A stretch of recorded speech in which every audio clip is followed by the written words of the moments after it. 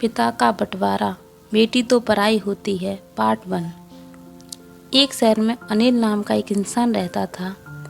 अनिल एक कपड़ों की दुकान पर काम करता था।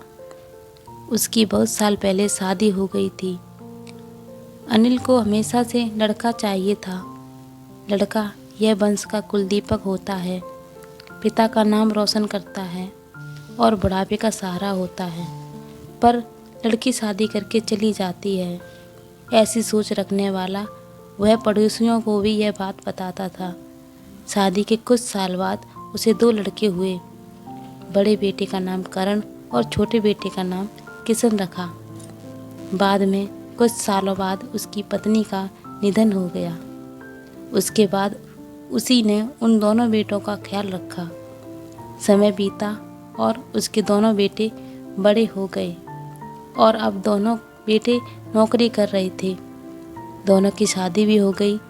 शादी होने के बाद भी वे सब एक साथ ही रहते थे।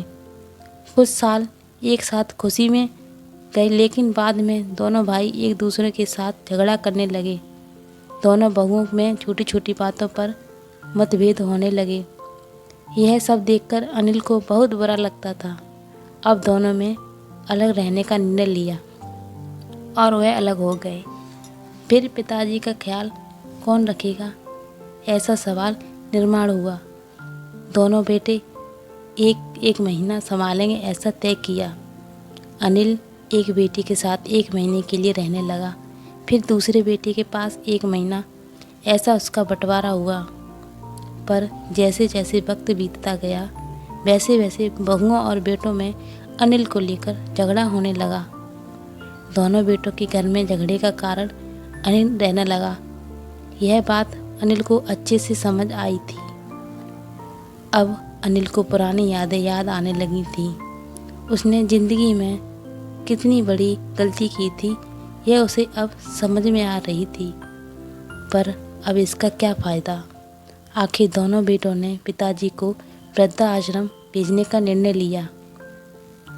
एक दिन दोनों ही पिताजी को लेकर वृद्धाश्रम में गए। वहां जाने पर सभी औपचारिकता पूरी कर पिताजी को मिलकर वे दोनों अपने घर वापस चले गए। बेटे घर जाने के बाद अनिल बहुत रोने लगा। उसके बाद वृद्धाश्रम में के कई लोगों ने उसे समझाया, पर वह बहुत दुखी हो गया। अनिल को वृद्धाश्रम में आकर 8 से 10 दिन हो गए थे। वह किसी से भी बातचीत नहीं करता था और एक पेड़ के नीचे बैठकर विचार में मगन रहता था। वहाँ के लोग उसे पूछते थे, पर उसने किसी को भी कुछ नहीं बताया। कुछ दिनों में वह एक व्यक्ति से थोड़ा बहुत बोलने लगा। बाद में दोनों की अच्छी दोस्ती हो गई। एक दिन वह दोनों बैठे थे, तब वह व्यक्ति अनिल को अपनी कहानी बताने लगा। वह बोला कि मुझे एक ही बेटा है। वह मेरे साथ छोटी छोटी बातों पर झगड़ा करता था। इस बात को मैं बहुत ऊब गया था। उस वजह से मैंने वृद्ध आश्रम में रहने का निर्णय लिया। मुझे कभी कभी लगता था कि मुझे बेटे के साथ एक बेटी भी होती तो कितना अच्छा होता। कदाचित आज वह मेरे बुढ़ापे की लाठी बन सकती।